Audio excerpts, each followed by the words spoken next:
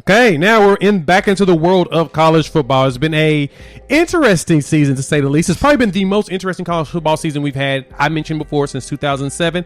I'm going to explain why as we go into Oklahoma's game against Kansas. I'm just going to call it that for now because it was a very weird game. But no, this is why I say this is probably the most interesting season we've had since 2007. So for those that are uninitiated or don't remember or recall, which I know you mentioned you didn't recall what happened, 2007 was the year of everybody and their mama was the number 2 in the country. So the season started off similar to the way this did. Your top seeds was USC and LSU. Somehow West Virginia opened up at number 3 in the country, but they were also the Pat White, Steve Slayton era was ridiculous. And so it kind of just went in the standard format. You know, you had Oklahoma up there, Florida every week, it was kind of standard.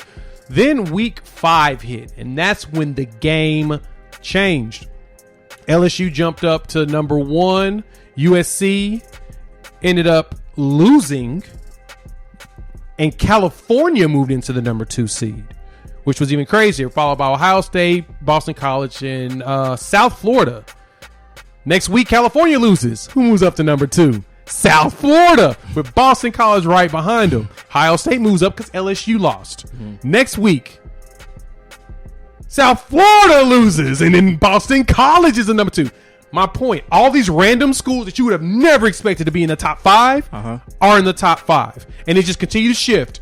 By week 11, you had Oregon at number 2. Guess who was number 2 in week 12, Jimmy? The team we're about to talk about.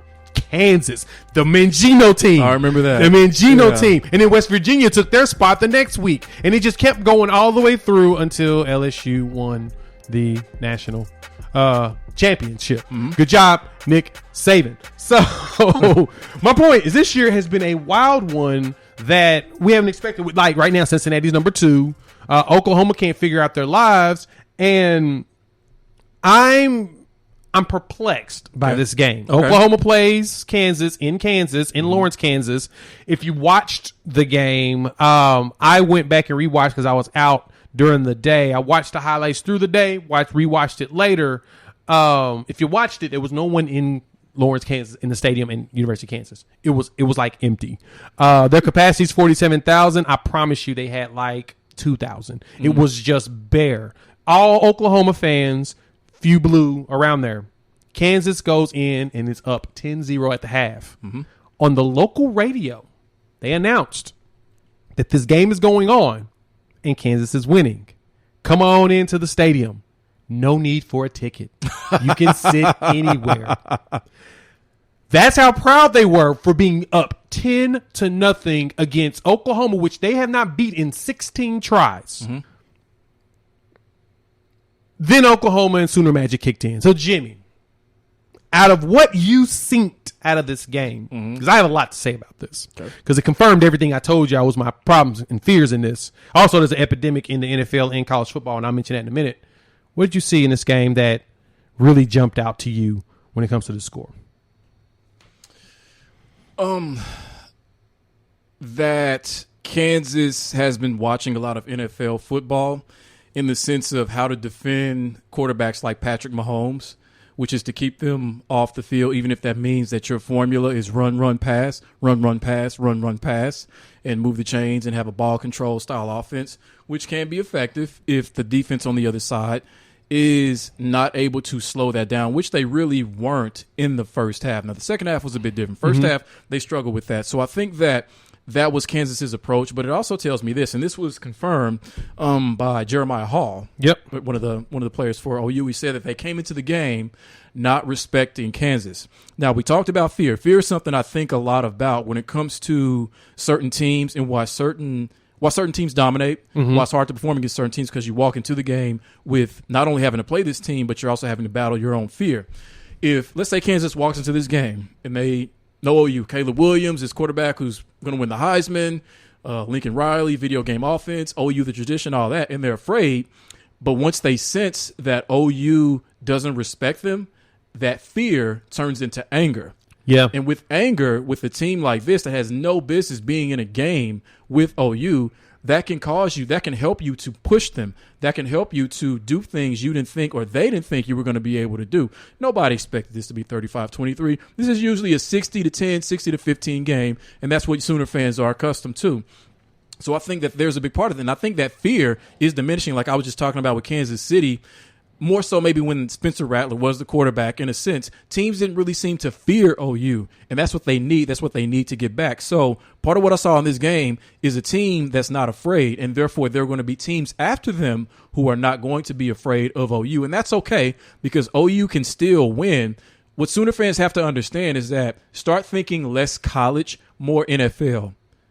Less college, more NFL. What I mean by that is think more in the NFL, how the majority of games are decided by 4 to 7 points. Yeah. They're a little bit closer. Start thinking that as opposed to thinking OU is going to beat teams by 38 to 50. For whatever reason, whether it's the personnel they have just this season or the coaching, they're not going to be able to do that. Just be happy that they win these games. Yeah. Be happy that they're still in the top 4 and in a position to get into the college football playoff, because those are the kind of games that they're going to have to win. With Baylor coming up, Iowa State, and OSU, 2 out of those 3 games are probably going to be close games, but OU can win. They're going to be favorites over all 3 of those teams. And every single one of them, they'll be a favorite. So start thinking more in those terms. I'm not saying just be glad that they won, because they are OU. We do have a certain standard that we expect, but expect these games to be close, but they can still win these games, and this actually will help them when they do get into the college football playoff, where it's probably going to be another 4-quarter game. Guaranteed. Mm-hmm. And so a lot of the blame to me when I looked at this, it's on all sides. So first off, on the offensive side, the blame you can be is the thing I told y'all 100% on the last couple of videos. My concern with Caleb is those willy-nilly launching out down deep, and they end up being underthrown passes. Now, so a couple of y'all jumped into the comments and mentioned that, Lincoln Riley likes for his quarterbacks to throw the ball a little under so the receivers can do it, or whatever reason. He likes the passes to be underthrown. Kansas knew that too. That's how they got that interception. He literally threw it. He first pass, he threw it over the receiver, so there was no touch there, which that was my biggest concern with Caleb. I don't think he has a touch yet, and it's only because he's a true freshman. He'll get there. I'm not concerned about him getting there to that point and being great, because he's obviously shown us he not only has the physical capabilities of doing it, but you can tell mentally he's ready to grow as a player. So I can see him getting there. But he overthrew a receiver on the one play. Then the next play, when he underthrew that receiver, that corner knew it was going to come under. So as soon as that wide receiver turned his head, that corner turned its head, stepped his foot back, turned, boom, caught it, interception. Perfectly set. And so with that, that goes to the epidemic I mentioned in college football and NFL, that it seems like everybody's purposely underthrowing passes to get those defensive pass interferences. That like James Harden, Trae Young, basically fraudulent plays where you're forcing the defender, because the corner is the hardest position in football, in my personal opinion. They're the hardest position because they don't know what's going on, and a lot of times they have to watch the receiver and their hips to understand the routes. Unless they can memorize a route tree, I don't expect that in college football.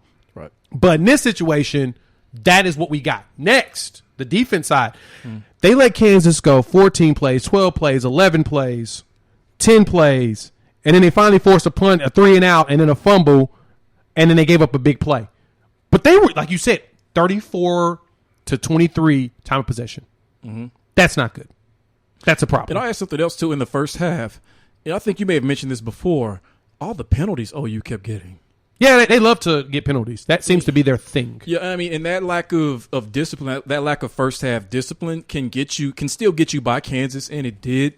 But 1 or 2 of these teams that they have coming up, that's not going to get you by. You can't do that. You have to be more disciplined, more buttoned up than that, because since these games are going to be a bit closer, just because that's just what the season has been and what it's going to be for OU, they can't afford to beat themselves like that, because eventually if they keep doing that, they are going to get beat. Exactly. That's what's going to cost them. So Sooner fans, I understand everybody's pissed off at the fact that they let Kansas do this, but Kansas has been doing this to OU every year since Lincoln Riley got there. Just don't get it twisted. There was a game, it was 55-40. Right. So this is consistent to way Lincoln Riley's offenses have been dominant with really bad defenses. Now that they're starting to get better, and also remember, OU is down like 5 people in the secondary, all veterans. So you got these young guys getting their, they're basically on the job training, and a lot of the time on the job training don't turn out very well. So they got to get through Texas Tech, who just fired their coach. with their toughest slate of Trap. games coming up. Trap. Be game. careful. Be careful. They got to get through that, get to the bye, and then come out after that and see what they can do. Yep. We'll see what we get, Sooner fans. We'll see what we get.